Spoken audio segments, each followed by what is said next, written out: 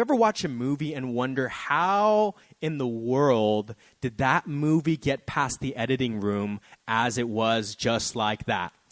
Right? In 2016, actually, there was a movie that came out in response to the growing popularity of the Marvel Cinematic Universe, right?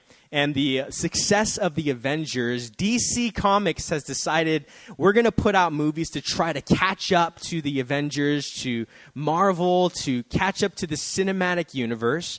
And so they rushed a project called Batman v Superman: Dawn of Justice. And if you watch the movie, you expect to see Batman and Superman fighting.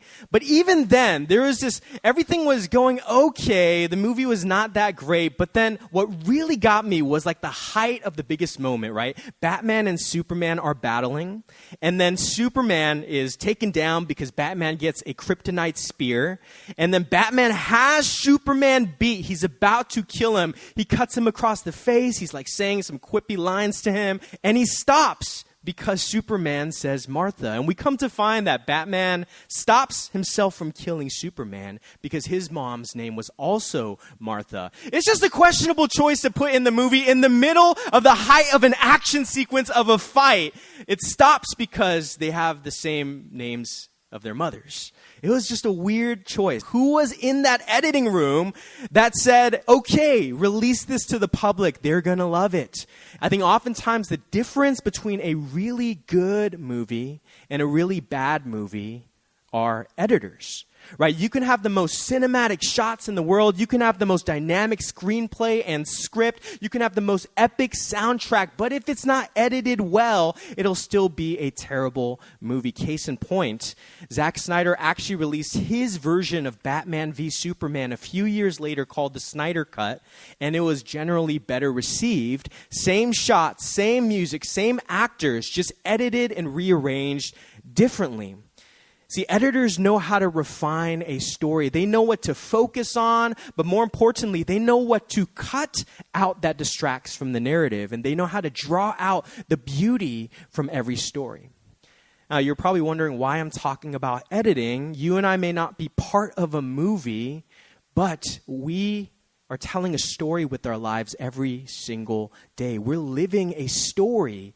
Every moment that we're breathing, every moment that we're living, we are telling a story with our lives. And if we hope to live the kind of stories worth telling, we need to find editors who will come into our lives.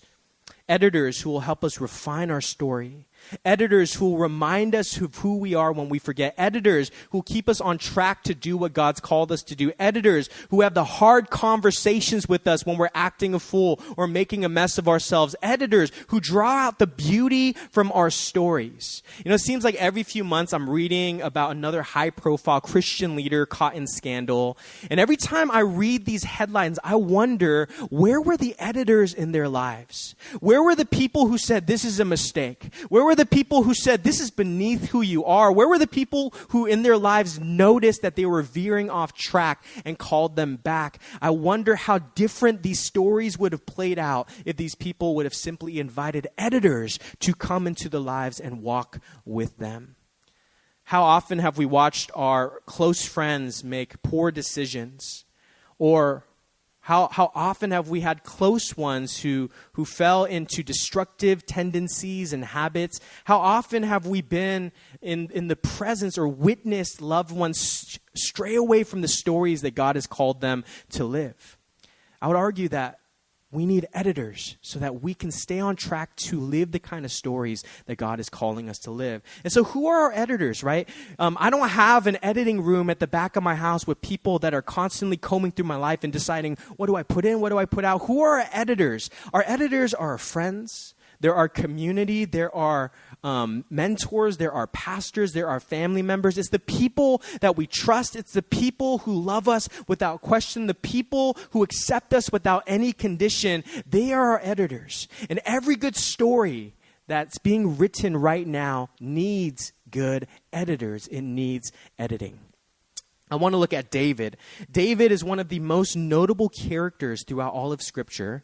But as great as David was, it was the editors that God sent into his life that made his story truly exceptional. 1 Samuel 16, right? Samuel is looking to anoint a new king of Israel. Saul's time is up. They're looking for someone else to take the mantle of ruling over Israel. And he shows up to the house of Jesse. And I want us to look at 1 Samuel 16, 10 through 13. It says, Jesse had 7 of his sons pass before Samuel, but Samuel said to him, "The Lord has not chosen these." So we asked Jesse, "Are these all the sons you have?"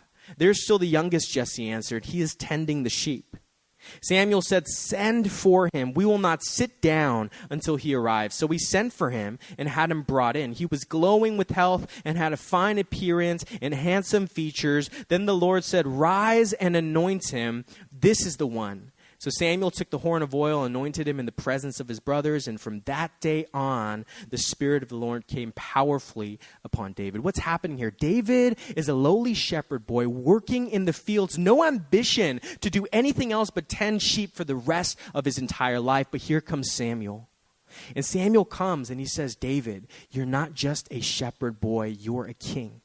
He says, "David, you're not just going to lead these sheep, you're going to lead an entire nation." And he sets this on this new trajectory for his life to become who God's always called him to be. Why? Because Samuel was sent as an editor into David's life to thrust David into the story he was always meant to live. He said, "This is not your story. This is your story. You were meant to be king, to become the king you were always meant to be."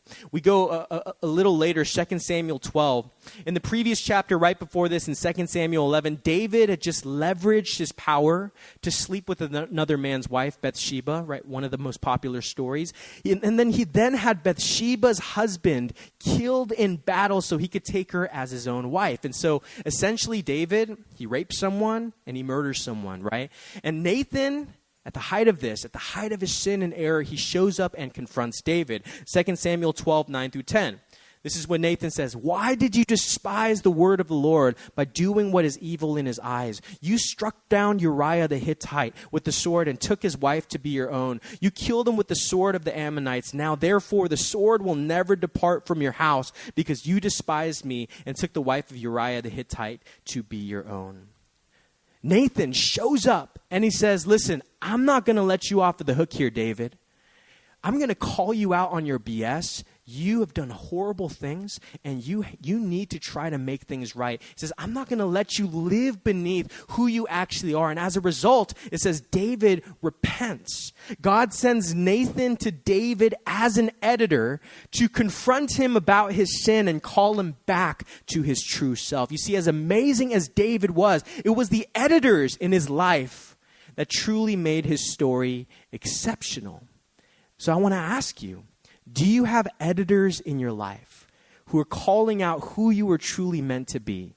Do you have editors in your life who will bring you back on course when you stray off? Do you have editors that will call you out on your BS? Do you have editors that will say, "Hey, I need to have the hard conversation with you. You were acting a fool." Or, "I'm concerned about this in your life." Do we have editors who will help us live the stories that God has called us to live? So the question is, how do we make space for editors in our lives? And I want us to look at something that I didn't learn, even though I have a degree in psychology. I don't remember this from psych class, but it's commonly known in the psychology world as the Johari window. Has anyone ever heard of it? The Johari window. Well, Johari, I thought it was some cool translation or a cool word. It's actually just the combination of the first names of the two people who developed it. It was developed by psychologists Joseph Luft and Harrington Ingham, Johari. Then they developed the Johari window model in 1955, and it's often used as a feedback model for self-awareness between members in a group. Right?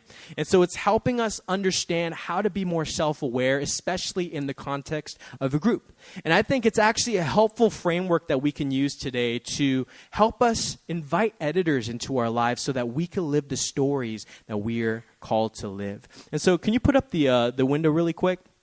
This is what the Johari window looks like. There are 4 panels within this window. The first is the open area. The second is the blind area. The third is the hidden area. The fourth is the unknown area. And depending on how you live your life or how many people you've invited into your life or what kind of things you have set up in your life, some sections can be bigger than the others. So we're just going to go through these one by one, and I believe God's going to show us in this context what it means to invite editors into our lives. And so that first quadrant right there is known as the open area, and this is the things in our lives that are known to us and also known to others, right? It represents what people know about you and what you know about you. This can include your beliefs or views, your behaviors, your habits, your skills, your feelings, your desires, your dreams, your strengths, your weaknesses. These are the things that are commonly known about you and are all out in the public. Let me give you a few examples, right?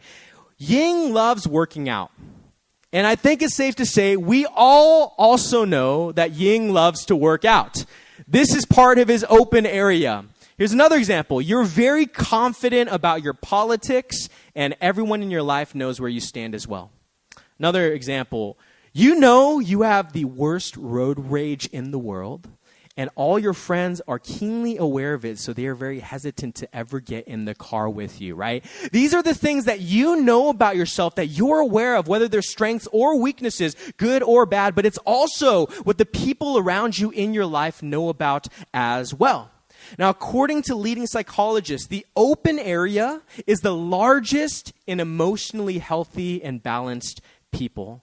In other words, as we heal, as we mature and grow, the other areas, like the hidden area and the blind area, start to shrink. And the open area, the area where I'm aware of stuff, where people are aware of my stuff, gets bigger and bigger. I think of the word integrity, right? What does integrity mean? There's no fracture between who you are on the outside and who you are on the inside. Who you are in public and who you are in private. There is no divide. There is no division. It's one and the same. It's wholeness, integrated whole. And so that is the open area. And this is the area we strive to make bigger in our lives, as we're going to see.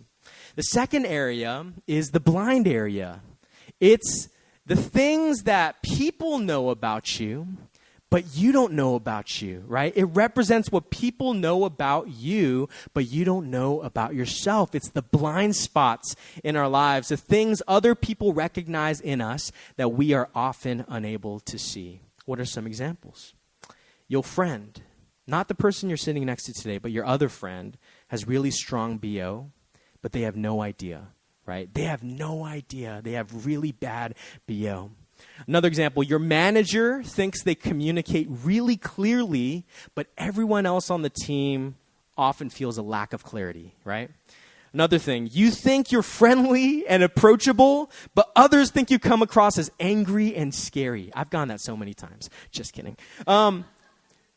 But it can also be positive things. You have the gift of encouragement, but you actually think, I don't have many gifts at all. And so you have no idea there's this thing inside of you. It's a thing that others can see in you that you can't see within yourself. Now, one of the clearest signs of maturity is self-awareness. It's not perfection. It's self-awareness. I'm aware of the things in the areas where I'm immature and need to grow. You ever meet someone that's totally just unaware of themselves? Like totally not self-aware. You know, I love watching shows like American Idol and America's Got Talent because I am absolutely dumbfounded how some people can go on those shows and actually think that they are good singers. Do you ever wonder that watching the TV show? Do they really think they're good or do they know they're bad? No, some people actually think they're that good and they get up there and they're hit with the reality check like we talked about last week, right? Some people are just so unaware of themselves. See, I find that how we think we come across and how we actually come across are often two very different things. And as long as we live in ignorance about our blind area, we'll never grow or mature. And so how do we shrink our blind area? Well, there's one way we can do that, and it's simply by asking for feedback. Greek philosopher Antisthenes, I think I said that right, once said, there are only two people who can tell you the truth about yourself, an enemy who has lost his temper and a friend who loves you dearly. I would rather have a friend tell me the truth about myself than an enemy, right? Sometimes we need friends to tell us the truth about ourselves. This is why Paul says in Ephesians 4:14 through 15, then we will no longer be infants, tossed back and forth by the waves and blown here and there by every wind of teaching and by the cunning and craftiness of people in their deceitful scheming. Instead, speaking the truth in love, we will grow to become in every respect the mature body of him who is the head, that is Christ. He's talking about doctrine and theology here, but I think it extends beyond that. Do we have people in our lives that speak the truth in love to us? Paul is saying there's only so much growing and maturing you can do on your own. We need people to speak the truth in love to us, to tell us the hard things that no one else will, and to not get defensive. You know, me and my wife, before we started pastoring this church, we were part of the staff at another church. And so we would be in these staff meetings together. And, you know, the staff meetings to me were really frustrating at the time because, you know, some people love long meetings. I hate long meetings. I hate sitting there not needing to be like, you know, we don't need to be here doing this. And I hate long meetings, but every staff meeting that was supposed to be 45 minutes turned into like 2.5 hours or 3-hour meetings. And after each meeting, yeah, Fatai knows, after each meeting, Krista would often come to me and say, do you know that the entire time you were frowning and you just gave off this negative vibe that just sucked all of the joy out of the room? I was like, damn, that's really harsh. But at the same time, I was like, thank you so much for speaking the truth in love to me. Next time I went into the meeting, I was like, they can still tell, but at least I was aware of it. Right? We need people to speak the truth in love to us. And perhaps one of the greatest red flags I see in our generation is this mentality that no one can tell me what to do. I'm my own authority. I'm the captain of my own life. And when people disagree with me or have concerns about the way I'm living, man, you ain't agreeing with my truth. Instead of leaning into those things, I'm going to cut you out of my life. I'm going to do it on my own. But the questions I want to ask you are, do you have people in your life who are willing to confront you, to have the hard conversations when they're necessary? Or how about this? Maybe a better question is, do you allow people to confront you? Are you approachable? Do you get defensive when people share their concerns? Do you regularly invite feedback into your life? Right? This also includes inviting counsel into our lives. I talked about it a few weeks ago, how in the Western society, we largely make big decisions about our lives on our own. Who I'm going to marry, what job I'm going to take, what city I'm going to live in. But actually throughout history, most societies outside of the Western societies actually operate in more of a familial groupthink style, where every major decision is weighed not just against my own personal convictions and beliefs, but against the good of the community, of the people, of the social surroundings that I'm a part of. In Proverbs 11:14, a lot of wisdom that's shared in the Proverbs about this. Where there is no guidance, a people falls. But in an abundance of counselors, there is safety. Proverbs 12:15, the way of a fool is right in his own eyes, but a wise man listens to advice. One of my mentors says, I actually have a group of strategic counselors. And it's not like an actual board. It's just a group of friends that whenever he needs to make a major decision in his life, he'll go to them and say, hey, what do you think about this? What are you hearing from God on my behalf? What do you think about the decision I'm making? What do you think about this and that? And using the group and saying, I want counsel. I can't do this on my own. The question I want to ask, are all the major decisions in your life made in isolation? Or do you involve people you trust to speak into your life? You know, I feel so honored, Krista and I, we feel so honored when our church members come up to me and ask us our opinion. And I often tell them, I'm probably wrong here because I do not have the gift of discernment, but Krista does. So listen to her, okay? But there's something about when we invite counsel into our lives, God honors that, the wisdom that pours through. It opens a door for us and for safety and for covering. 99, hear me. We did not start this church in isolation. I know we love to call ourselves the rebels and the runaways, so F authority, we're just going to do everything on our own. No, we consulted many of our mentors, people that are far older than us. We walked with people. I walked with our therapists, with pastors, with leaders who were walking with us every step of the way as we launched a church, as we took it public, as we even got the name 99. Remember we used to change our church name every month? Maybe we'll go back to that. I don't know. But there's something powerful about inviting editors into our lives to give us feedback and give us counsel. So that's the blind area. The third is the hidden area, right? These are the things that you know about yourself, but others don't know about you. Right? This quadrant represents what you know about you, but what people don't know about you. These are the things we tend to hide and conceal from others. This includes feelings, past experiences, fears, intentions, hurts, regrets. Some examples, you're burning out at work and you need help, but you don't want your coworkers to think you're not pulling your weight. You experienced traumatic things in your household growing up, but are ashamed for others to find out.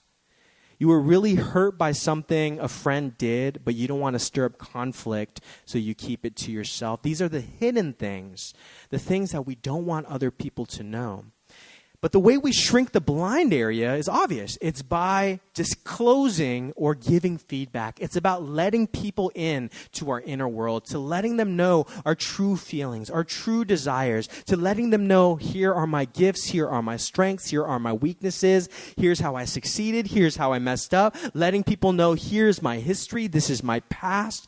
It's revealing the hidden things that about yourself to people that you trust. James 5:16, Paul says, make this your common practice. Confess your sins to each other and pray for each other so that you can live together whole and healed. Hear me, church. There is a healing and wholeness that can only come by confession. Now, I know all of you, as soon as you hear the word confession already, you're kind of closing off to the idea. I think we have a lot of misconceptions about what confession means. In youth group when I was growing up, confession looks like on the last night of youth retreat, I go find a youth leader and I tell them, oh my God, I watched pornography, I masturbated, I messed up this way and that way. It's just spilling all my deepest, darkest mistakes, the things that I'm ashamed of. But actually, confession is so much bigger than just about sharing your deepest, darkest sins and mistakes. Confession is sharing about your weaknesses and your struggles. Confession is sharing about your insecurities, your doubts. It's about sharing about your worries and anxieties. Confession is sharing about your low self-esteem and the unhealthy patterns of thinking that you can't seem to escape. You know, a wise lion once told me, everything the light touches is our kingdom, right? Mufasa once said that, and it really resonated with me. Actually, when The Lion King re-released in theaters a few years back, I watched it and I was bawling. And everyone around me is like, man, Christians are so weird, right?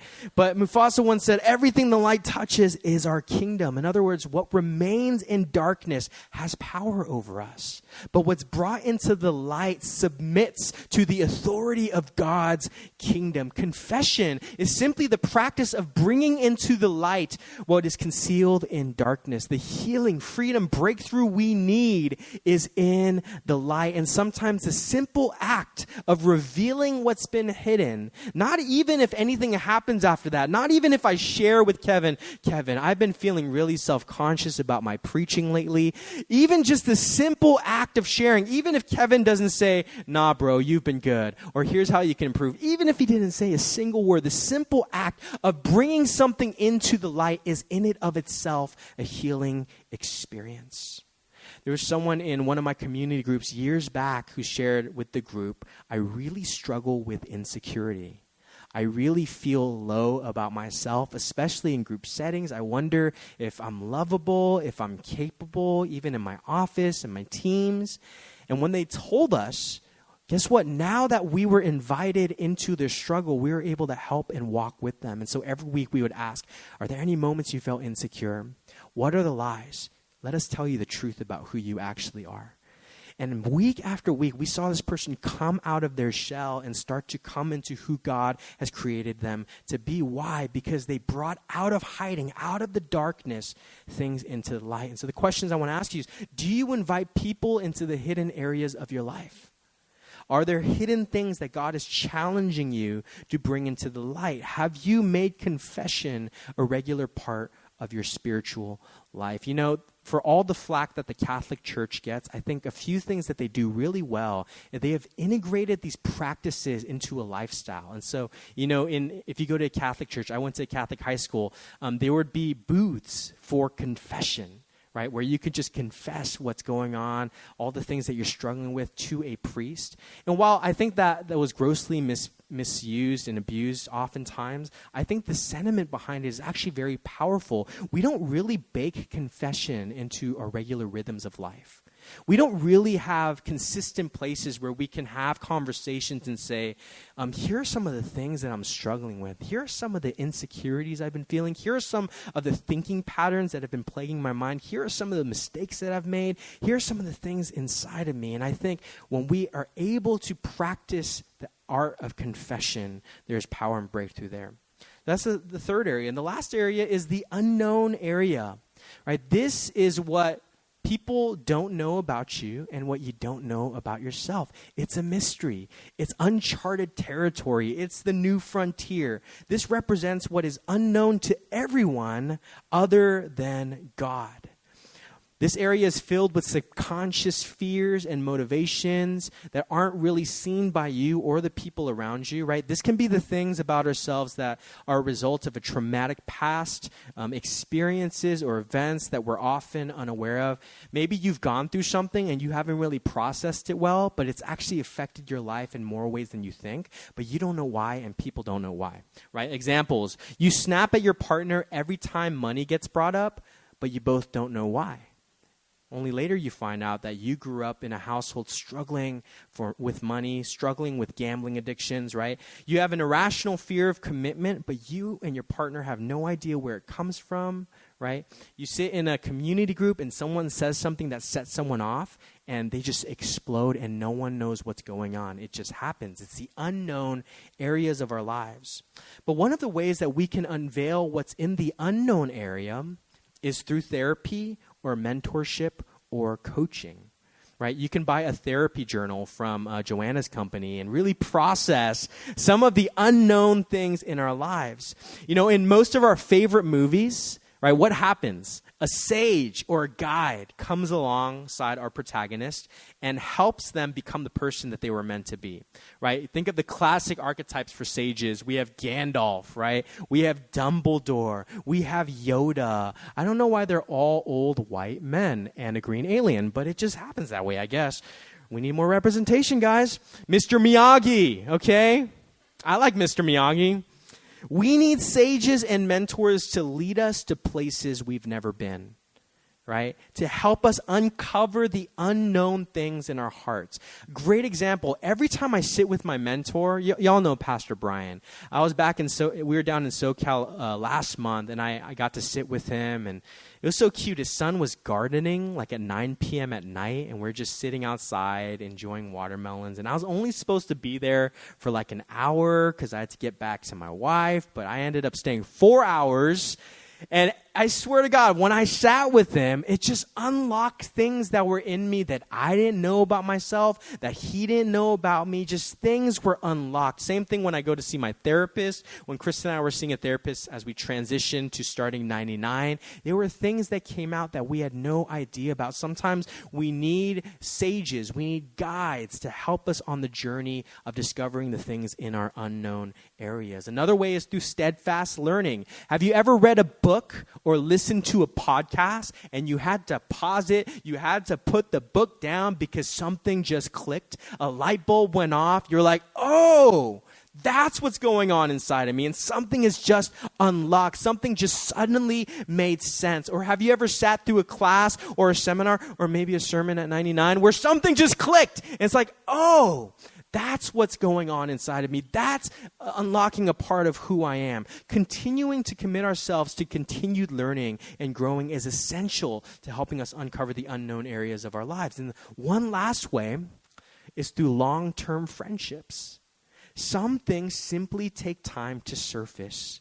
Some things simply take time to bubble to the top of our lives. And perhaps one of the reasons maybe why we remain in ignorance about so many things inside of us is because we haven't walked with people long enough for them to actually be brought out.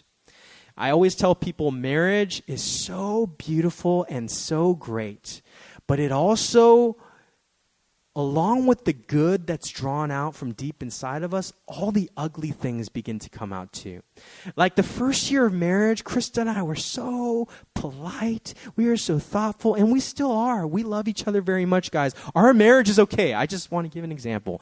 But there are things I noticed in the span of our marriage, the longer we've been together, oh my God, I didn't know that was inside of me. Like, I didn't know I could get like that. I didn't know that I would react like that. I didn't know that I could even think like that. There are things that start to come out the longer you've been together with someone.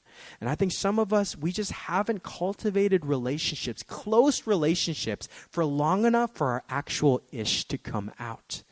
Sometimes it takes time. It takes walking with people through the long haul for us to discover the things in the unknown areas of our lives. So questions, have you invited sages?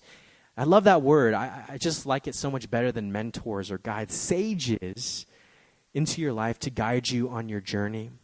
Are you continuing to commit to learning and growing? Have you invested in long-term friendships? And so these are the 4 panels. Can we go back to the original Johari window? I think it was a few slides up.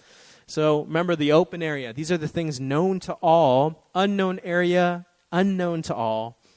Unknown to self, but known to others is the blind area. And known to self and unknown to others is the hidden area. And as we could go to the next slide, our goal here is for the open area to become the biggest. We want to decrease the things that we don't know about ourselves. We want to decrease who we are in private and who we are in public. And so this is my challenge to you this week. It's very practical. We are a very practical church. I want you to take a stab at creating your own Johari window. You could call it your Dan window or your Joanna window or your Alex window. You can name it whatever you want. But create your own window. And I want you to take notice of where you need growth. Can we go actually to the one right before this, right? Maybe your blind area is bigger. Maybe your hidden area is bigger, right? The panels change sizes based on the reality of our lives. And so you could go next slide. Now, if your blind area is too big, practice inviting more feedback into your life, right? Connect with someone that you trust. And here's some questions you can ask them. If you're going to write anything down, you can write these down. Some questions you can ask people to invite feedback, right? Because it's kind of weird if I just sit with you and I'm eating with Jerry and I'm like, hey, I want you to just speak the truth to me in love, bro. Like, just come on, just give me feedback about them, right? It's weird. Don't do that. Don't be like a weird Christian, please. Some questions you can ask. What are some of my greatest strengths that I don't know about, right? Tell me something good before you hurt me. What is one of my weaknesses, right? Don't say, what are all of my weaknesses? You will be utterly destroyed. What's one of my weaknesses? What's something that I could really work on here? Or here's another question. Is there anything that you notice about my life or behavior that concerns you? You know, it could be a little concern, could be a big concern. You know, maybe what I'm doing with my career, maybe some of the decisions that I'm making. Right? Another way that we can decrease our blind area, if you have any major decisions you need to make about your life, invite their counsel. Say, hey, what do you think about this situation? What do you think about how I'm planning on responding, how I'm planning on going about this?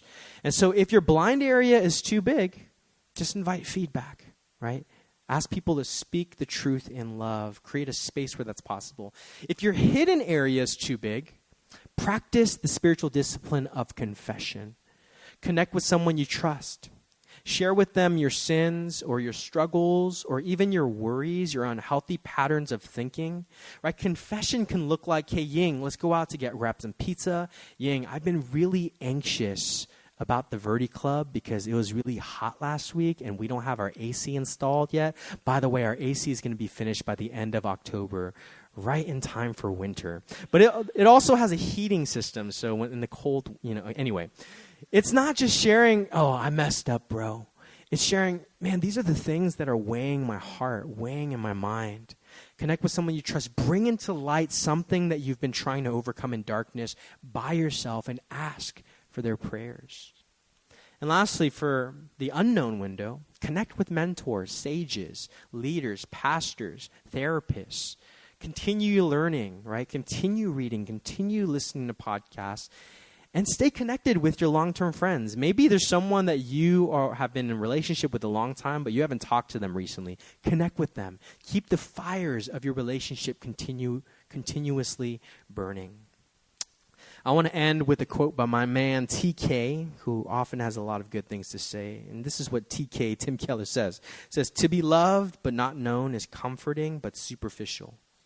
To be known and not loved is our greatest fear. But to be fully known and truly loved is, well, a lot like being loved by God. It's what we need more than anything. It liberates us from pretense, humbles us out of our self-righteousness, and fortifies us for any difficulty life can throw at us." So right now, I want to invite you into a time of response. Why don't we close our eyes as we get ready to pray? And as we get ready to pray, I want you to ask God this. God, are there areas in my life where I need to invite editors to come into? Are there areas in my life where I need the editing of people that I love, of people that I trust? Are there areas in my life that need people to speak into? Are there things within my heart that I need to disclose or bring out into the light? I want you to begin asking God, what window, what area, what window panel is the largest? And God, how can I continue to live in a way where I can move towards healing and wholeness?